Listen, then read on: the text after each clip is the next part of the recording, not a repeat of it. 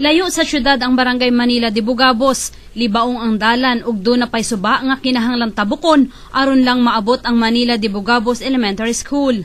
Admitado ang prinsipal nga kulang sa mga gamit ang eskwelahan ug bisan usa ka computer walay magamit ang mga estudyante. Sa akong mga nasinati, mas magganahan man nga mo participate ang mga bata kay doon na magiilang makita. Nakita sa grupong Alpha Phi Omega Kuwait Alumni Association ang maong kahimtang, hinungdan nga mao kini ang ilang napili nga hatagan sa ETV sa ABS-CBN Foundation. Medyo malayo sa kabihasnan, kumbaga sa binibigay natin to sa medyo kulang ng teachers kay possible, yung medyo naghahirap. Because this is a substitute sa ating mga pagkukulang ng mga teachers.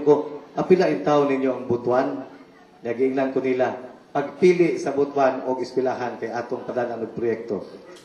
Unya, sa muna namong pangita, nakita ang yun namo ang Manila de Bugabos Elementary School. Namoy ang ngayon, nahatagan ni Ani. Eskwela, naka-inspire pa kini sa ABS-CBN nga mo produce pa og laing ETV shows. Kini ang Hiraya Manawari, Matini, Apple, and Bayani.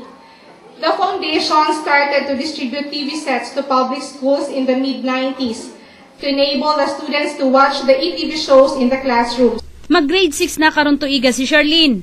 Nalipay kini tungod kay isa siya sa makabenepisyo sa ETV. Makalingaw alang kaniya ang module nga sineskwela gawas pa nga kini makahatag og dugang kahibalo. Para makuan ka, ma-challenge sa pag-eskwela. Ang organisasyong Alpha Phi Omega ug ABS-CBN Foundation hugot ang suporta sa mga programang pang-edukasyon.